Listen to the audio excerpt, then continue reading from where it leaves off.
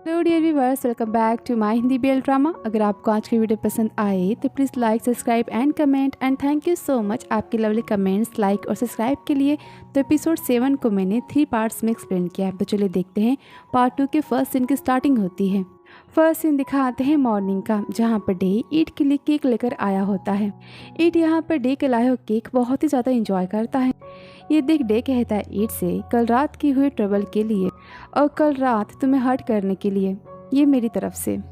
Day और ईट की hot वाली नाइट तो हमने देखी थी, तो उसी वजह से डे यहाँ पर ईट के लिए केक लेकर आता है ईट को खुश करने के लिए। ये सुनकर ईट यहाँ पर स्माइल देता है और वो डे को केक खिलाने जाता है। तब डे कहता है ईट से, तुम कहते हो कि तुम मेरे लवर हो, तो क्या तुम्हें इतना भी नहीं पता कि मुझे मीठा खाना बिल्कुल नहीं पसंद। इस पर ईट कहता है हाँ, मुझे पता है कि तुम्हें मीठा नहीं पसंद, पर मैं अगर तुम्हें कोई स्वीट खिलाता हूँ तो तुम मेरे हाथ से खा लेते हो, सिर्फ और सिर्फ मेरे हाथ से। इतना कहकर ईट यहाँ पर डे को केक खाने की जिद करता है।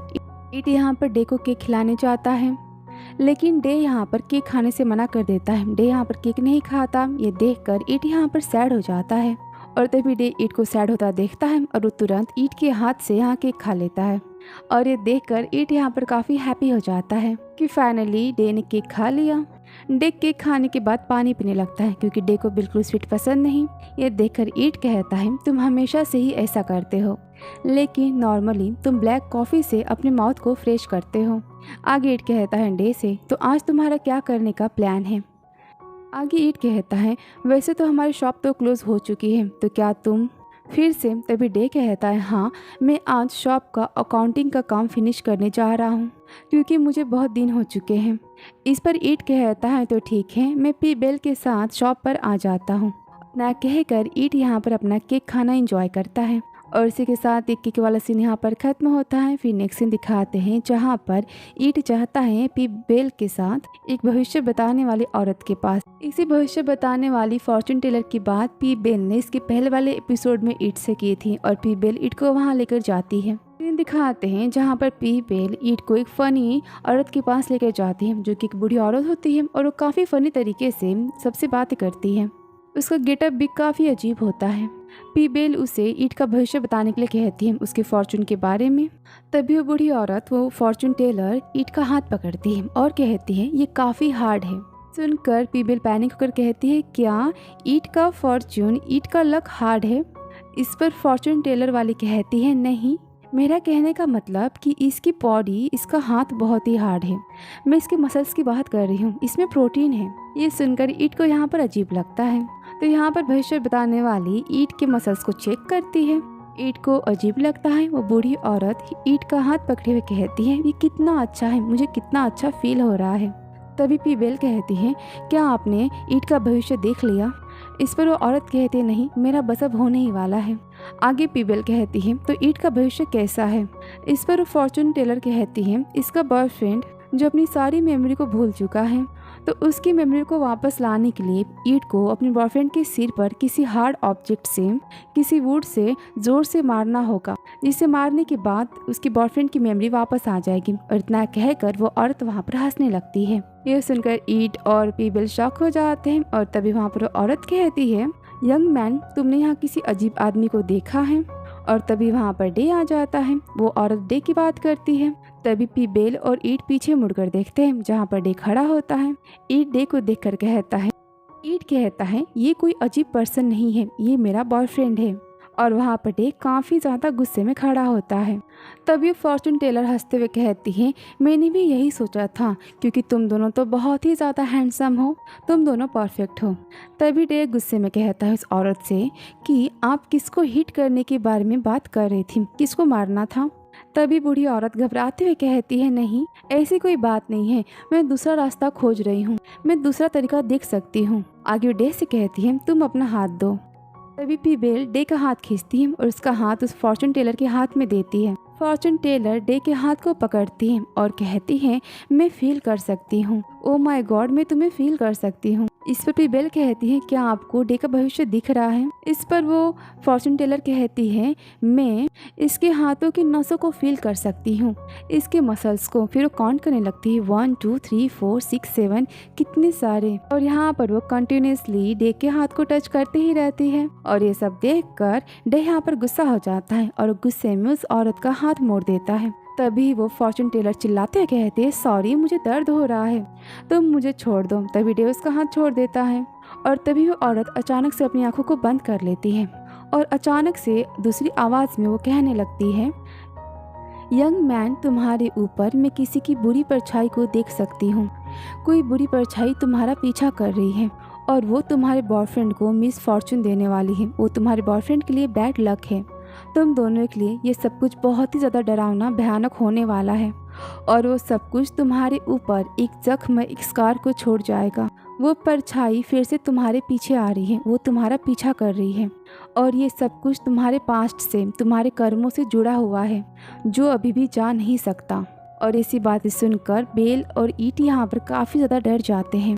यहाँ पर बूढ़ी औरत अपनी बातें करती है किसी दूसरी ही आवाज़ में। तभी ये सब कुछ देखकर डे कहता है ईट से मेरे ख्याल से अब हमें यहाँ से जाना चाहिए। तभी वो औरत कहती है क्या मैं कौन हूँ, क्या मैंने कुछ कहा तुमसे। ये सुनकर डे वहाँ से जाने लगता है। तभी वो भविष्य बताने वाली औरत कहती है फिर से तुम दोनों मेरी बातों को याद रखना, तुम्हारा प्यार तुम्हें सब कुछ याद दिला सकता है, वो तुम्हें बचा सकता है। ये सुनकर ईट यहाँ पर काफ़ी ज़्यादा परेशान हो जाता है और डे वहाँ से गुस्से में चला जाता है और डे और ईट के पीछे पीछे पीबेल भी वहाँ से जाती है। और इसी के साथ ही भविष्य बताने वाला सीन यहाँ पर ख़त्म होता है। फिर नेक्स्ट सीन दिखाते हैं जहाँ पर पीबेल डे ईट तीनों कॉफ़ी शॉप में बैठे होते हैं और डे गुस्से में कहता है अभी तुम उस दिखावा करने वाली झूठी औरत की बातों पर ट्रस्ट कर रहे हो, ये सब कुछ नाटक है। इस पर ईट कहता है नहीं, हमें उसके बारे में उसकी बातों के बारे में सोचना चाहिए। मुझे भी कुछ दिनों से स्ट्रेंज फीलिंग अजीब सी फीलिंग आ रही है। इस पर भी बेल कहती है शौक होकर ईट क्या तुम्हारे पास 6 सेंस है, क्या तुम्हें सब कुछ पहले से पता चल जाता है।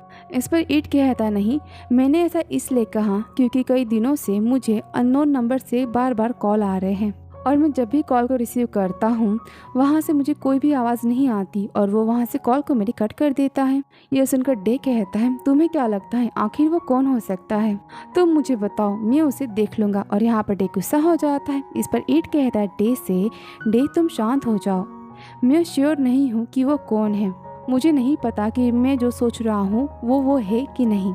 इस पर डे कहता है अगर तुम्हें फिर से कॉल आया तो तुम उसके बारे में मुझे बताओगे। और इतना कहकर डे यहाँ पर कॉफ़ी पीने लगता है। फिर नेक्स्ट सीन दिखाते हैं जहाँ पर डे और ईट जाते हैं अपने स्नूकर क्लब में, जहाँ पर डे अपनी फ्रेंड की बेटी को देखता है। इफैन डे को देखकर और ईट को देखकर काफ़ी ज़्यादा हैप्पी हो जाती है। इफैन कहती है डे से अंकल डे आप मुझसे मिलने आए हैं। इफैन को देख कहता है तुम कितनी बड़ी हो चुकी हो। इस पर ईट कहता है इफैन के डैड से कि जब डे ने इफैन को देखा था तब तो इफैन बहुत ही छोटी थी, ये तो 3 साल पहले की बात है, इसलिए डे को इफैन बड़ी लग रही है। तभी इफैन ईट को देखती है और कहती है अंकल ईट आप भी मुझसे मिलने आए हैं। इस पर डे कहता है ईट से क्या तुम भी इफैन को जानते हो। इस पर ईट कहता है हाँ, तुम हमेशा मुझे इफैन से मिलाने के लिए यहाँ लेकर आया करते थे। फिर इफैन के डैड कहते हैं डे से क्या तुम्हें याद है कि तुम मुझे हमेशा इफैन को यहाँ लाने से मना करते थे। इस पर डे कहता है मुझे नहीं याद पर तुम्हें तो याद है और फिर भी तुम इफैन को यहाँ लेकर आए हो। इस पर इफैन के डैड कहते हैं सिंगल डैड की लाइफ बहुत ही ज़्यादा कॉम्प्लिकेटेड है, इसलिए मुझे इफैन को यहाँ लाना पड़ता है। यहाँ पर दोनों बातें कर ही रहे होते हैं और तभी वहाँ पर ईट को अननोन नंबर से कॉल आता है। ईट कहता है डे से देखो ये वही नंबर है जिससे मुझे कॉल आया करते हैं। इस पर डे कहता है तुम कॉल रिसीव करो और कॉल को तुम स्पीकर पे रखो। ईट यहाँ पर कॉल रिसीव करता है और फ़ोन को स्पीकर पे रखता है। ईट कहता है हेलो, लेकिन वहाँ से कोई भी आवाज़ नहीं आती। ईट कहता है हेलो आप कौन बोल रहे हैं। ईट के बार बार पूछने पर भी वहाँ से आवाज़ नहीं आती और कुछ समय बाद कॉल वहाँ से ऑटोमेटिक डिस्कनेक्ट हो जाता है। फिर ईट कहता है डे से उसने कॉल को कट कर दिया। इस पर डे कहता है ईट से तुम्हें क्या लगता है क्या तुम्हारा कोई दुश्मन एनिमी है जिसके बारे में तुम बात कर रहे थे। इस पर ईट कहता है मैं इसके बारे में श्योर नहीं हूँ कि ये वो पर्सन है कि नहीं। और यहाँ पर ईट सोचने लगता है। फिर नेक्स्ट सीन दिखाते हैं जहाँ पर ईट अपने डैड को कॉल करता है। ईट कहता है हेलो डैड। ईट के डैड कहता है हेलो ईट तुम कैसे हो। ईट कहता है मैं ठीक हूँ। आगे ईट कहता है, क्या आप अंकल स्वेफ्ट से बात कर सकते हैं पी के बारे में। इस पर ईट के डैड कहते हैं, आखिर क्या हुआ है। पी अभी थाईलैंड में नहीं है, वो कंट्री से बाहर है। तुम्हारे अंकल स्वेफ्ट ने पी को थाईलैंड आने से मना किया है और तब से वो वापस नहीं आया है। ईट, क्या कोई बात है। इस पर ईट कहता, नहीं, मैं बस कुछ जानना चाहता था, मुझे बस थोड़ा सा शक था। इस पर ईट के डैड कहते हैं, तुम जब भी बैंकॉक आओगे तुम मुझसे और तुम्हारी मॉम से मिलने ज़रूर आओगे। इस पर ईट कहता है हाँ, और इतना कहकर वो कॉल को रख देता है। तो यहाँ पर ईट कॉल पर अपने डैड से किसी पी नाम के लड़के के बारे में बात करता है और यहाँ पर ईट उसके बारे में सोचने लगता है और तभी वहाँ पर डे आ जाता है। डे कहता है, ये पी कौन है। इस पर ईट कहता है, तुम्हें वो याद भी नहीं है। इस पर डे कहता है, तो फिर मेरी मेमोरी लॉस करना काफ़ी अच्छा है, मैं किसी हॉरिबल पर्सन को भी भूल सकता हूँ इससे। इस पर ईट कहता है, लेकिन मैं नहीं चाहता कि तुम सब कुछ भूल जाओ, क्योंकि यह सब कुछ हमारी स्टोरी है। यह सब कुछ हमारी स्टोरी के बारे में है, जिसमें वो भी है। हमने अपनी लाइफ को खतरे में डाला था एक दूसरे की जान बचाने के लिए। हमने एक दूसरे की लाइफ बचाई थी। और तभी सीन दिखा दे फ्लैशबैक का, जिसके बारे में ईट यहाँ पर बात कर रहा था डे से।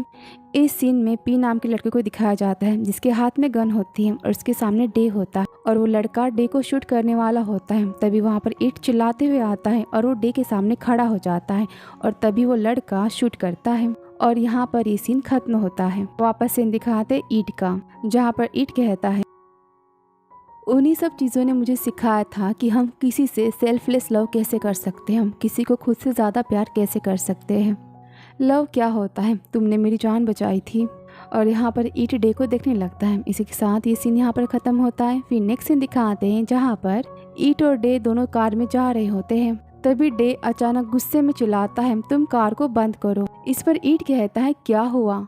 इस पर डे गुस्से में कहता है, मैं तुमसे कुछ पूछना चाहता हूँ, क्या तुमने अपनी लाइफ में कभी भी कार को फास्ट चलाया है, क्या तुमने कभी भी फास्ट ड्राइव की है। इस पर ईट कहता है, तुम ही नहीं चाहते कि मैं फास्ट ड्राइव करूँ कभी भी। और फिर ईट यहाँ पर डे को अपनी बात बताता है। सीन दिखाते फ्लैशबैक का 2 साल पहले का, जहाँ पर ईट एक मोटर बाइक रेसिंग करने वाला होता है अपने फ्रेंड के साथ। और तभी वहाँ डे आता है। डे काफी गुस्से में होता है और वो आते ही ईट की बाइक से चाबी को निकाल देता है। ये देख ईट कहता है, तुम क्या कर रहे हो। इस पर डे गुस्से में चिल्लाते हुए कहता है, तुम क्या कर रहे हो, सिर्फ कुछ पैसे जीतने के लिए तुम स्टूपिड सी मोटर बाइक रेस में पार्टिसिपेट कर रहे हो। इस पर ईट कहता है, लेकिन इसमें तमाशा करने वाली कौन सी बात है। इस पर डे गुस्से में कहता है, पैसों के लिए अपनी हड्डी को तोड़वाना, अपनी लाइफ को खतरे में डालना, क्या ये सब कुछ सही है, क्या ये वर्थ इट है, वो भी सिर्फ कुछ पैसों के लिए। ये सुनकर यहाँ पर ईट सोचने लगता है और यहाँ पर ये फ्लैशबैक का सीन खत्म होता है। फिर वापस से दिखाते हैं ईट और डे का, जहाँ पर डे गुस्से में कहता है, चाहे कोई भी बात हो, मैं अभी ये चाहता हूँ कि तुम कार को फास्ट चलाओ। इस पर ईट कहता है, तुम इतनी जल्दबाजी क्यों कर रहे हो, हमारे पास टाइम है, हम आराम से कार चलाकर जा सकते हैं, हमें ब्रेक लेने की भी जरूरत नहीं पड़ेगी। इस पर डे कहता है, तो ठीक है, तुम एक काम करो, तुम मुझे नैन से मिलवाने के लिए ले चलो। इस पर ईट कहता है, लेकिन क्यों। ये सुनकर डे गुस्से में रूडली कहता है, अपने फ्रेंड से मिलने के लिए क्या मुझे तुमसे परमिशन लेने की ज़रूरत है।